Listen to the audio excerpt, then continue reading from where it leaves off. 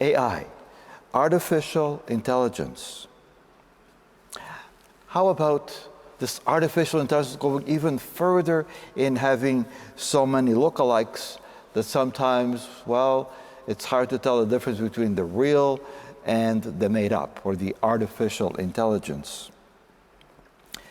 Then how can you, and you might be asking, how can we tell the difference between today what is real, what is fake?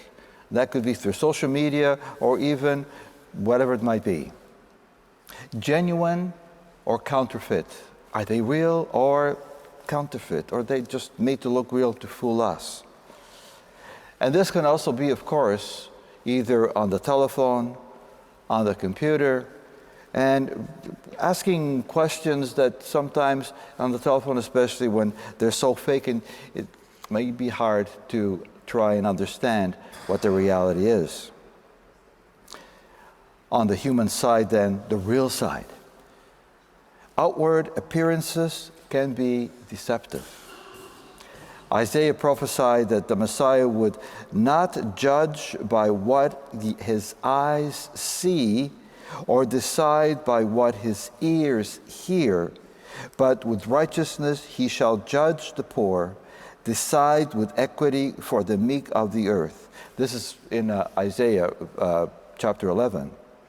You see, the heart, the real heart, reveals the true intentions and attitudes for the way we think of others and, of course, how we treat them and look at them.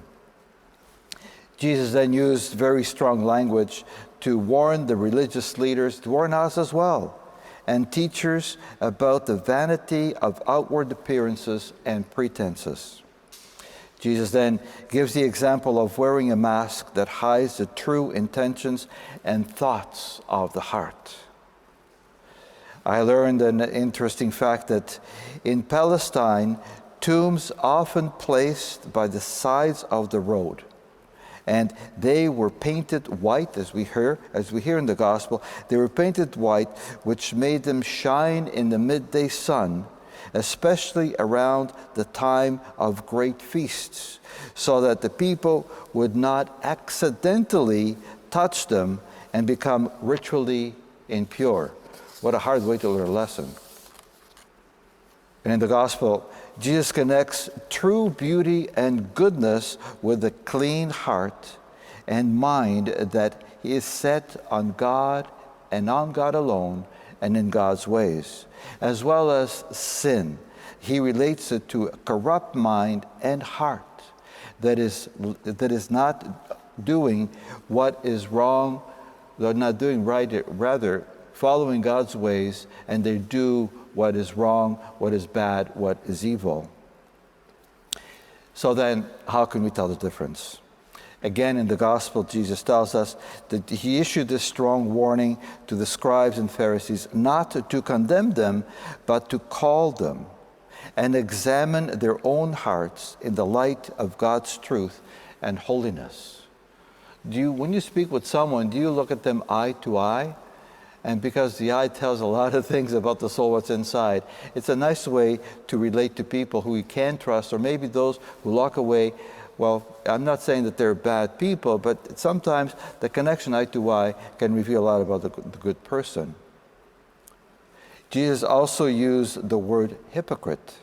This means that Jesus calls them he calls them imposters or actors, who say one thing but do the opposite, or those who put on an outward appearance in doing good while secretly holding on to the wrong attitudes, selfish desires and ambitions, even sometimes bad intentions. A few moments ago, I mentioned that sin is ugly, and it truly is. I don't know what else to call it. In one of my sources, I read that, and I quote, Jesus warns that what truly corrupts a person is not the external ritual impurity, but the impurity of the wrong and sinful attitudes that come from within a person's mind and heart.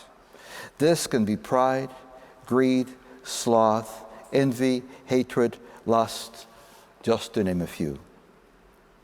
These are what produce sinful habits and ways of speaking, acting, judging, and treating others.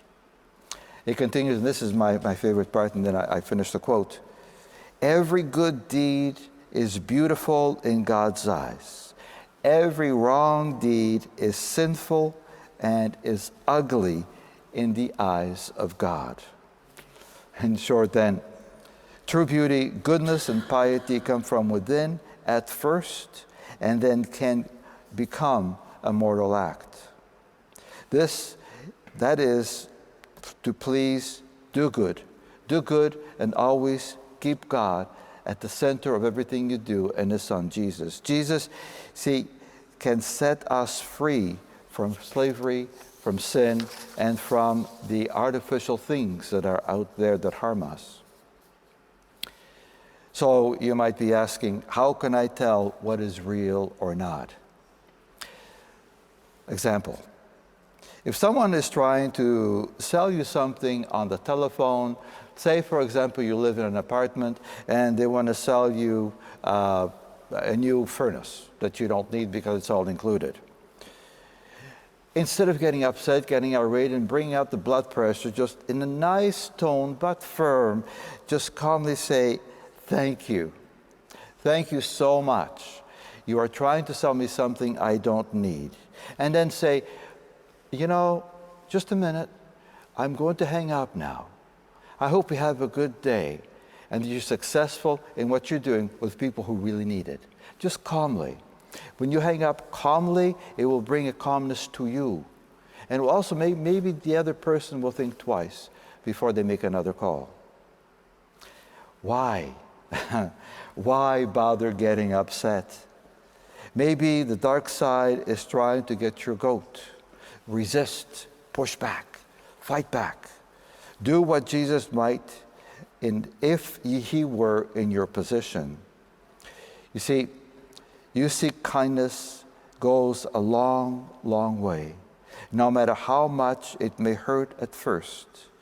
Be ahead of the dark game. Be ahead of those who are trying to get the best of you. Put Christ first. Live free, live happy, live truth. Live in the light of Christ. God bless you.